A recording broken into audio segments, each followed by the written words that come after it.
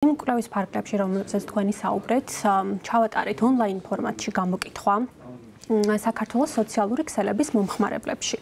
შევარჩიეთ სამიზნე აუდიტორიად მეტწილად ციფრულად აქტიური ადამიანები, ისინი ვინც სოციალურ ქსელებს იყენებენ, ძირითადად Facebook-ს და გამოვკითხეთ 600-ზე მეტი ადამიანი ამ პლატფორმაზე ონლაინ ფორმატში როგორც აღინიშნა.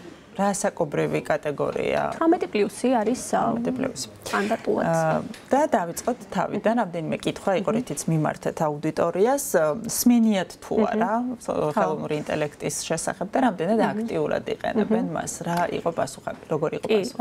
როგორც აღნიშნეთ, ზოგადად ხელოვნური ინტელექტი მსოფლიოში ძალიან მზარდი პოპულარობით სარგებლობს წლიდან წლამდე და საინტერესო იყო საქართველოშიც შეგვესწავლა ტენდენციები ამ მიმართულებით. აღმოჩნდა, რომ ჩვენი გამოკითხული სამიზნე აუდიტორიის აბსოლუტურ უმრავლესობას 96% სმენია ხელოვნური ინტელექტის შესახებ, 81%-ს კონკრეტული სახელითაც შეუძლია დაასახელოს კონკრეტული AI პლატფორმა, ანუ იცნობს კონკრეტული სახელით ამა თუ იმ პლატფორმას და საინტერესოა ისიც, რომ საკმაოდ დიდი ნაწილი 71% სარგებლობს აქტიურად ყოველდღიურობაში იყენებს AI-ს დღესდღეობით საქართველოში სოციალური ქსელების მომხმარებლებში.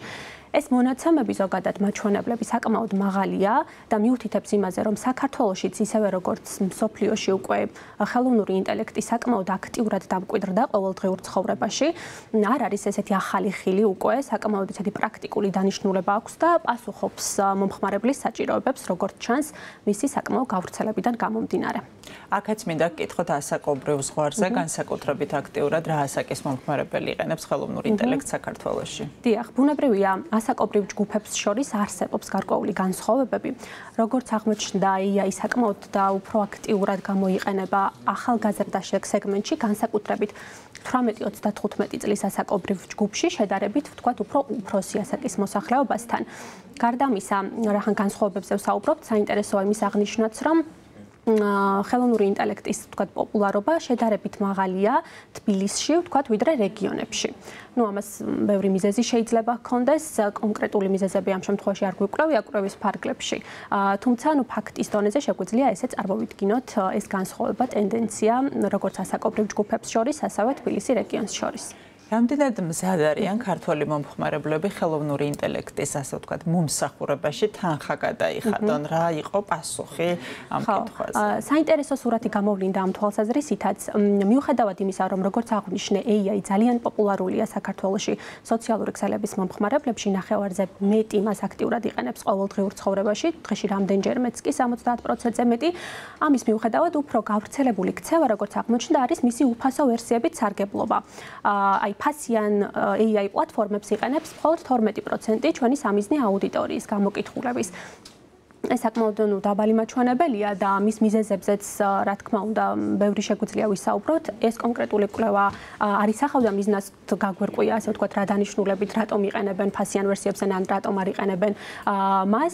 თუმცა, შეგვიძლია ვარაუდის დონეზე ვთქვათ, რომ ერთი მხრივ ფასით შეიძლება იყოს ბუნებრივია ბარიერი ამის და მეორე მხრივ არ უნდა გამოვრიცხოთ ის შესაძლებლობაც, რომ სავარაუდოა უფასო ალტერნატივები, უფასო ვერსიებიც აკმაყოფილებს ამ ეტაპზე მომხმარებლის საჭიროებებს.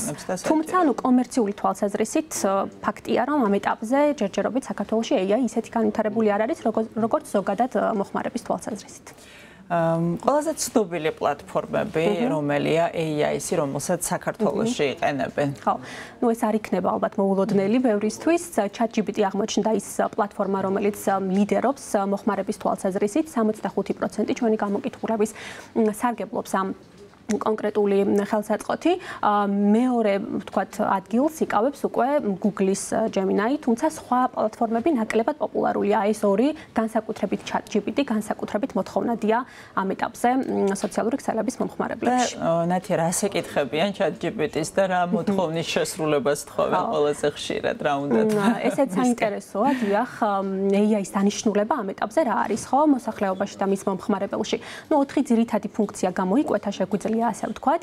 მთავარი დანიშნულება ეს არის ინფორმაციის მოძიება, რის გამოც 70%-ზე მეტი მომხმარებლის მიმართავს იყენებს AI-ს, ნუ მათ შორის ყველაზე გავრცელებულ პლატფორმას ChatGPT-ს, რომელზეც ვისაუბრეთ.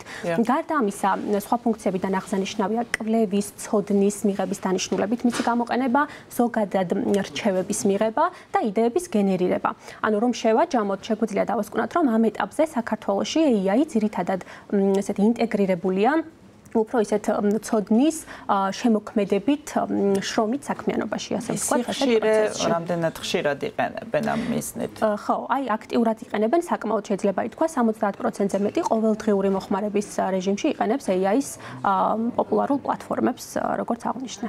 ხშირად არის საუბარი, რომ შესაძლოა ის ინფორმაცია, რომელსაც გვაძლევს, თქვათ, ხელოვნური ინტელექტი, არ შეესაბამებოდეს 100% სიმართლეს.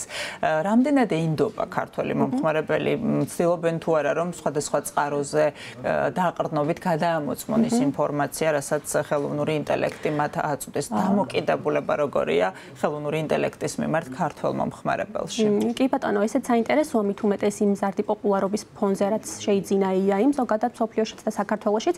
ნუ ქართველი მომხმარებლის 45% შეიძლება ითქვას ნახევარი, ხო, ფაქტობრივად ენდობას უცხადებს AI-ს და მაღალი ნდობით სარგებლობს როგორც ჩანს ეს ტექნოლოგიური ხელსაწყო მათში, თუმცა არის გარკვეული ნაწილი მომხმარებლის 28% კონკრეტულად, რომელიც მაინც სკეპტიკურად არის განწყობილი და ეჭვის თვალით უყურებს, როგორც აღნიშნეთ, სავარაუდოდ ამოწმებს კიდევ იმ ინფორმაციას, რასაც იძიებს AI-ს მეშვეობით.